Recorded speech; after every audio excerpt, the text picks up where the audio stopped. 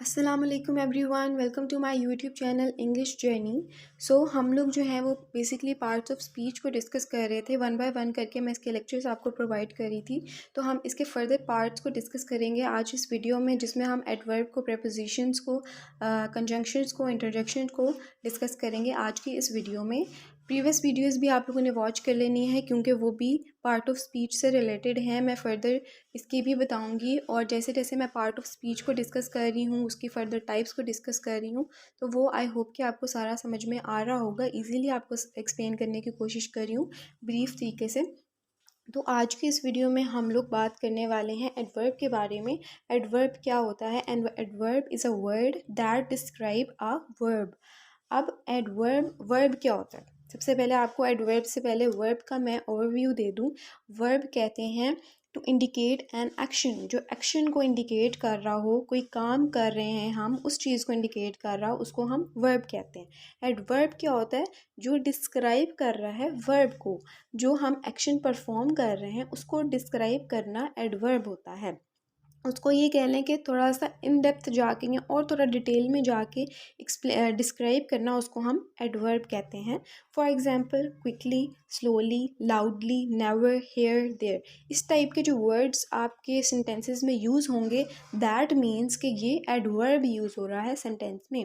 ठीक है, अगर मैं इसे एक सेंटेंस में बोलूँ तो मैं कहूँगी डोंट ड्राइव फास्ट। अब ड्राइव करना एक काम है, वर्ब है, तो मैं इसके आगे फास्ट लगा लूँ, क्विकली लगा दूँ, स्लोली लगा दूँ, तो ये जो होगा वो एडवर्ब बन जाएगा।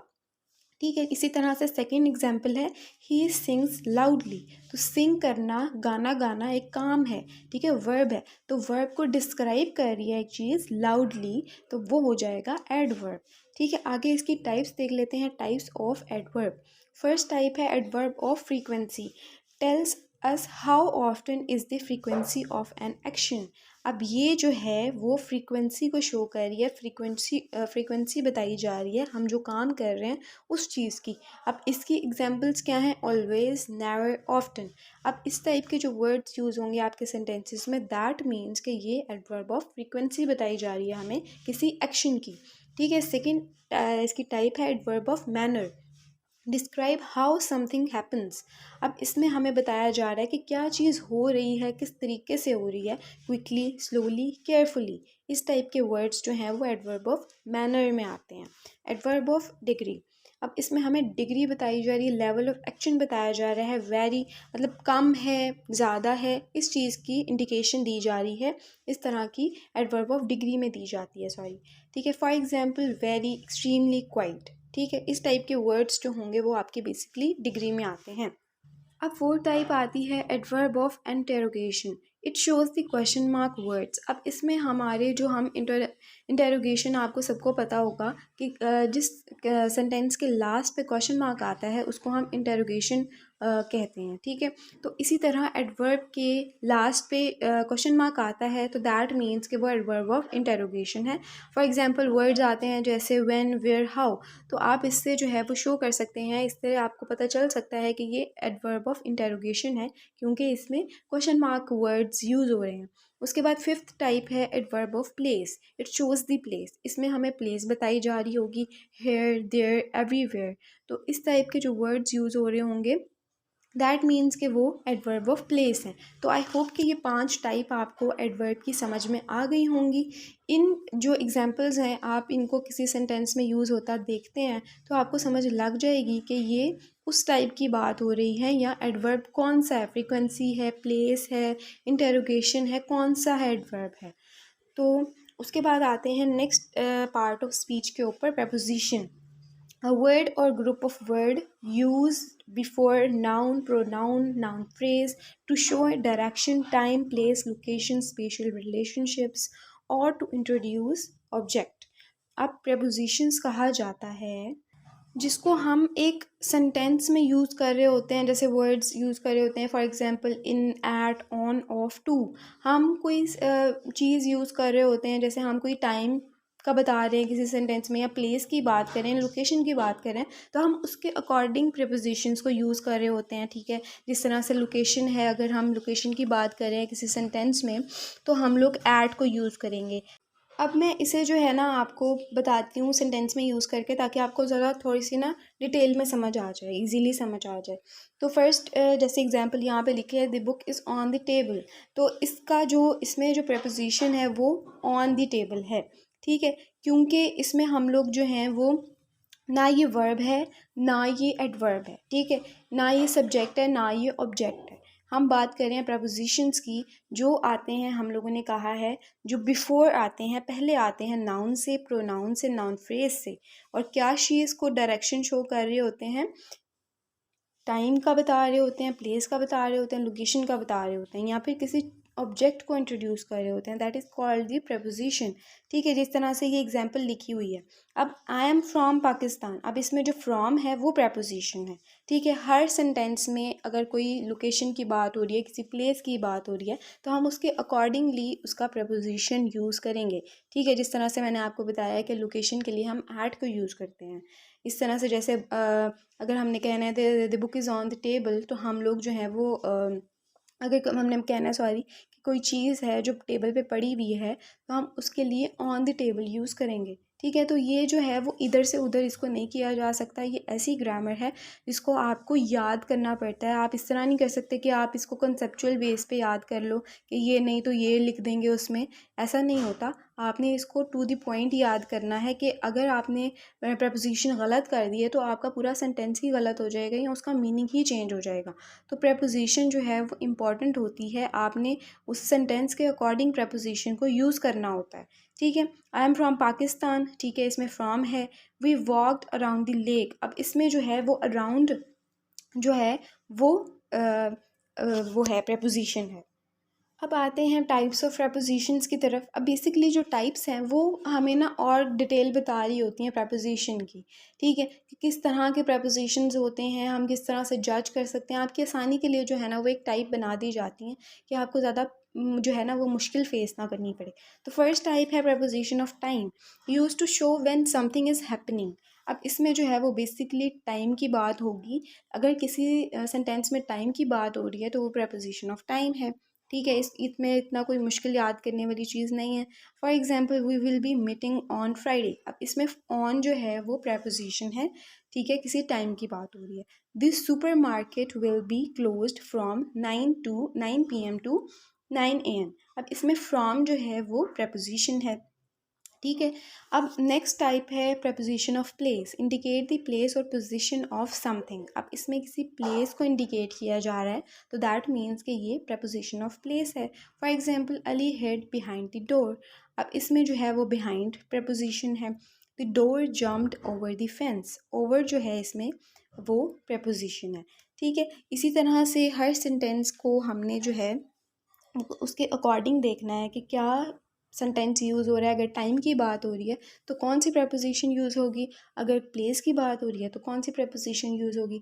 इसी तरह से थर्ड टाइप है preposition of direction, use to denote the direction in which something travels और मूव्स, ठीक है। इसमें डायरेक्शन के बारे में बात किया जा रहा है, डायरेक्शन को यूज़ किया जाएगा, डिनोट किया जाएगा।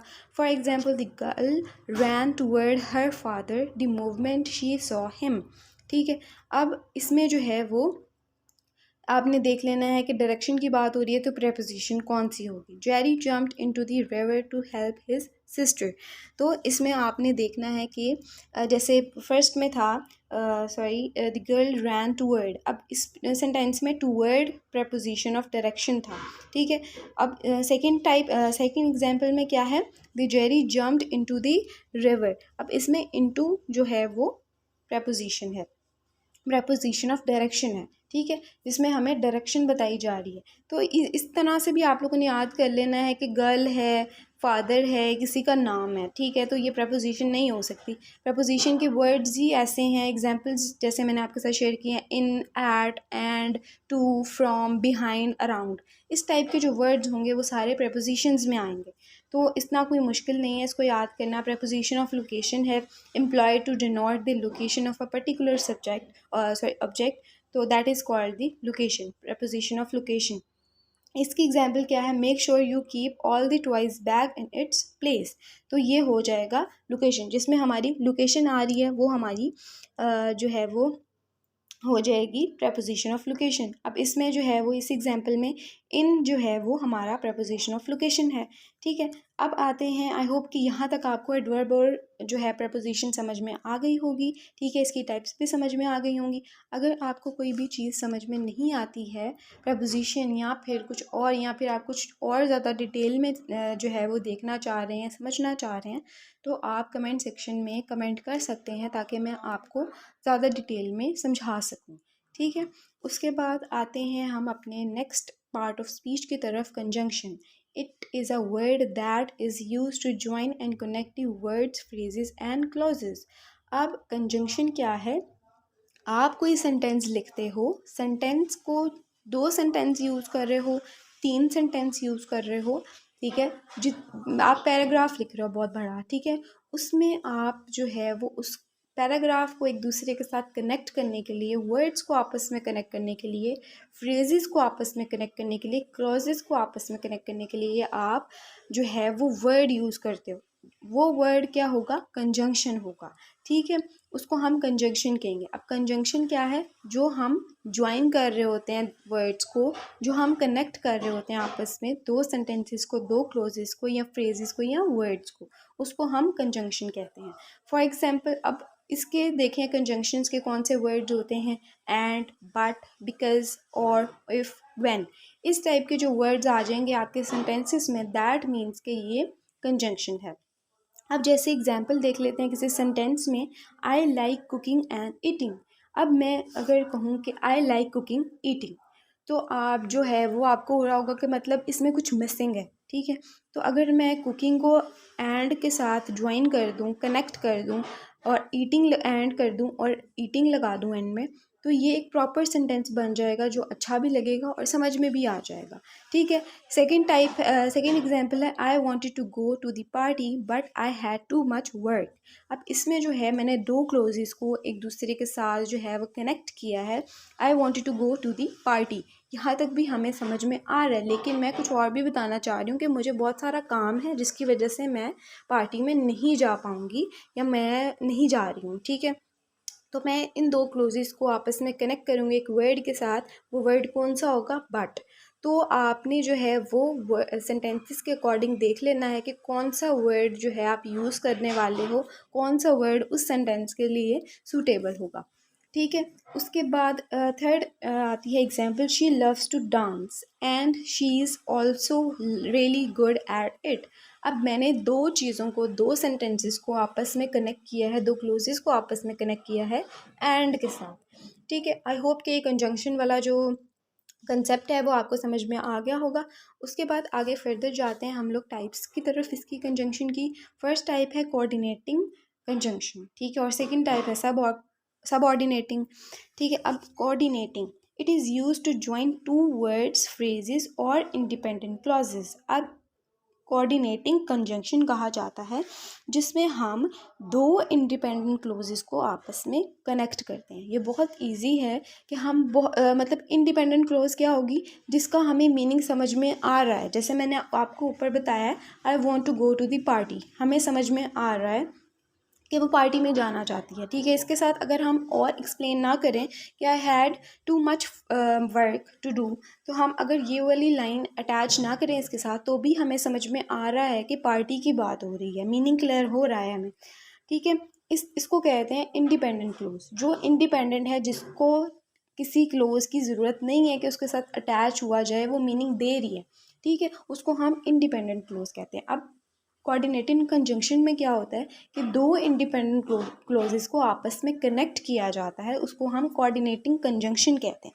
जैसे एग्जांपल मैं आपके साथ शेयर करने लगी हूँ, we went to the stadium and enjoyed the cricket match. अब अगर मैं कहूँ we went to the stadium, तो आपको मीनिंग समझ में आ रहा है। ठीक है, अब मैं अगर कहूँ enjoyed द क्रिकेट मैच, तो आपको फिर भी मीनिंग क्लियर हो रहा है।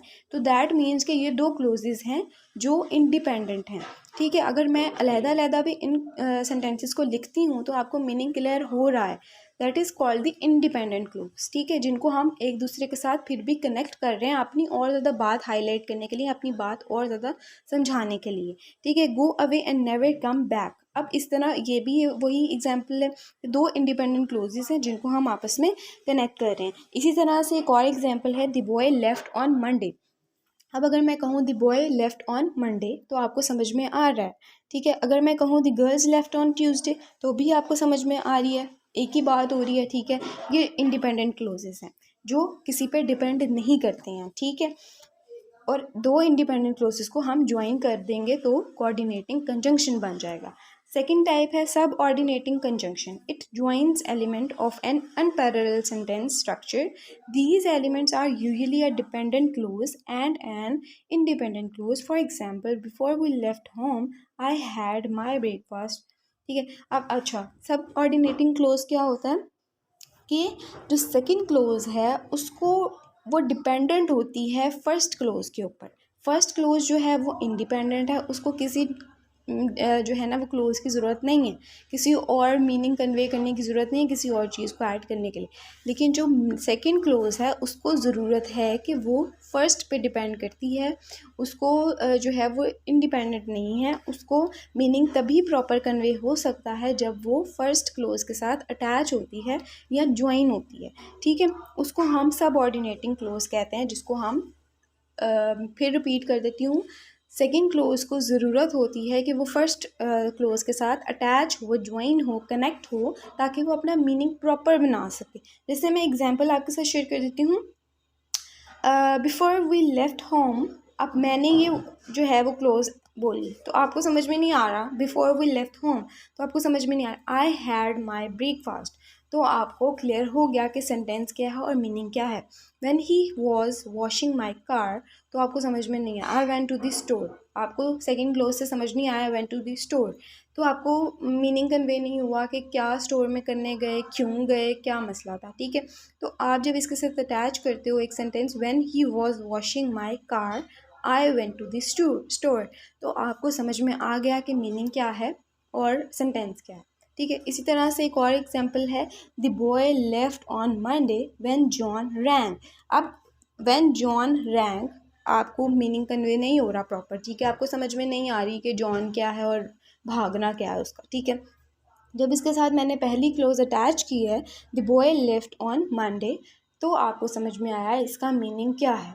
तो इसको कहते हैं सब ऑर्डिनेटिंग क्लोज कंजंक्शन, ठीक है। उसके बाद आते हैं लास्ट पार्ट ऑफ स्पीच की तरफ आज के इस लेक्चर के, interjection. It is a word to show spontaneous feeling और इमोशन। अब ये हमारी फीलिंग्स जो होती हैं, जो हमारे छोटे से हम वर्ड्स बोल देते हैं अचानक से, जो हमारे मुंह से निकल जाते हैं, हमारी फीलिंग्स एकदम से जो हैं वो दूसरे पर्सन को शो हो जाती हैं, हमारे इमोशंस जो हैं वो हमारे ज़ुबान पे आ जाते हैं, ये कह लें आप, उसको हम इंटरजेक्शन कहते हैं, ठीक है। जिसको हम लोग लिख के भी बोल सकते हैं या फिर उसको स्पोकन फॉर्म में भी होते हैं ज़्यादातर वो, ठीक है। फॉर एग्जांपल आ, हश, हरी, ओ, अर्ग, ठीक है। इस टाइप के जो वर्ड होंगे वो इंटरजेक्शन होंगे जो हमारी फीलिंग्स और इमोशंस को शो कर रहे हैं। जैसे एग्जांपल है हरी, आई वॉन्ट दी रेस। अब इसमें खुश हो रहा है वो, अपनी जो है ना वो एक्साइटमेंट को शो कर रहा है, अपनी खुशी को, हैप्पीनेस को शो कर रहा है कि मैं रेस जीत गया हूँ। अब सेकंड टाइप है हर्ष, आई हेयर सम वन कमिंग। तो इसमें जो है वो हमारे इमोशंस शो हो रहे हैं। ये जो वर्ड्स हैं हरी, हर्ष, ये जो है वो आपकी इंटरजेक्शन है। आह दैट फील्स वंडरफुल, अब ये जो वर्ड है वो आपकी फीलिंग को शो कर रहा है।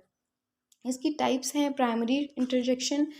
अब these are typically just sounds without a clear etymology. अब ये जो हैं वो सिर्फ साउंड्स हैं, ठीक है। ये वर्ड्स, ऐसे वर्ड्स आपको इंटरजेक्शन में मिलेंगे जो सिर्फ साउंड्स हैं, ठीक है, जिनको हम जो है बहुत कम अपनी राइटिंग में यूज़ कर सकते हैं, या मतलब ज़्यादातर स्पोकन फॉर्म में ही हम किसी के साथ अपने इमोशंस या फीलिंग्स शेयर कर रहे होते हैं, ठीक है। तो प्राइमरी इंटरजेक्शन क्या है, जिसमें हमें सिर्फ साउंड्स मिलेंगे without a clear etymology. For example इस टाइप के जो वर्ड्स होंगे वो प्राइमरी इंटरजेक्शन होंगे। सेकेंड इंटरजेक्शन क्या है, it is a word that typically used as another part of speech such as noun, verb और एडजेक्टिव। अब ये अनदर पार्ट है, ये और पार्ट है पार्ट ऑफ स्पीच का, जिसमें हमारा नाउन आता है, वर्ब आता है और एडजेक्टिव आता है। For example awesome, goodness. तो अगर नाउन की बात हो रही है, वर्ब की बात हो रही है, एडजेक्टिव की बात हो रही है, इस टाइप के वर्ड्स यूज़ हो रहे हैं सेंटेंस में, तो वो सेकेंडरी इंटरजेक्शन है। उसके बाद थर्ड है emotive interjection. It is use to express an emotion, sorry यहाँ पे स्पेलिंग मिस्टेक है, और to indicate or reaction to something. अब इसमें जो है नाम से ही जो है ना, वो टाइप के नाम से ही पता चल रहा है कि इमोशंस की बात हो रही है। जो हमारे इमोशंस को एक्सप्रेस कर रहा है, जो हमारे रिएक्शन को बता रहा है, उसको हम इमोटिव इंटरजेक्शन कहेंगे। फॉर एग्जांपल यम। अगर हमें कोई चीज़ अच्छी लग रही है तो हम कहते हैं ना यम, ठीक है। ये हमारे इमोशंस बताए जा रहे हैं इसमें, ठीक है। फोर्थ टाइप है cognitive interjection, to express thought और टू इंडिकेट थॉट प्रोसेस। अब कॉग्निटिव आप सबको पता होगा, अगर नहीं भी पता तो कॉग्निटिव जो है वो हमारे थॉट से रिलेटेड होता है, हमारी थिंकिंग प्रोसेस से रिलेटेड होता है, ठीक है। तो कॉग्निटिव इंटरजेक्शन भी यही है, जो हमारे थॉट्स को एक्सप्रेस कर रही होगी चीज़, जो हमारे थॉट प्रोसेस को इंडिकेट कर रही होगी, उसको हम कॉग्निटिव इंटरजेक्शन कहेंगे। फॉर एग्जांपल वाओ, ठीक है, इस टाइप के वर्ड्स। अब फिफ्थ टाइप है ग्रीटिंग एंड वेलकम। अब जिसमें हम वेलकम कर रहे होते हैं, ग्रीटिंग कर रहे होते हैं, उसको हम ग्रीटिंग एंड वेलकम इंटरजेक्शन कहेंगे, to express good wishes at the end of conversation. अब ये जो है वो स्टार्ट ऑफ द कन्वर्सेशन भी आ सकती है और एंड ऑफ द कन्वर्सेशन भी आ सकती है, ठीक है। जो ग्रीटिंग है वो स्टार्ट ऑफ द कन्वर्सेशन ही आती है, और जो वेलकम है वो एंड ऑफ द कन्वर्सेशन आता है। तो for example hey, hello, bye, तो इस टाइप के जो वर्ड्स होंगे वो आपकी ग्रीटिंग एंड वेलकम में आते हैं। आई होप कि यहाँ तक आपको सारे पार्ट्स ऑफ स्पीच जो हैं वो समझ में आ गए होंगे, ठीक है। अगर आपको कुछ भी समझ में नहीं आता तो मैं दोबारा रिपीट कर रही हूँ कि आप कमेंट सेक्शन में कमेंट कर सकते हैं। अगर वीडियो आपको पसंद आई हो, समझ आई हो, तो वीडियो को लाइक कर लेना ताकि आपके पास सेव रहे, ठीक है। और जो है वो चैनल को आपने सब्सक्राइब कर लेना है। कमेंट सेक्शन में अपना रिव्यू दे देना है कि मेरा जो एक्सप्लेन करने का तरीका है वो आपको कैसा लगा, और आपको अगर समझ आ गई है तो आपने इसको वीडियो को अपने फ्रेंड्स वगैरह के साथ शेयर कर देना है, ठीक है। मिलते हैं अपनी नेक्स्ट वीडियो में नेक्स्ट लेक्चर्स के साथ। अल्लाह हाफिज़।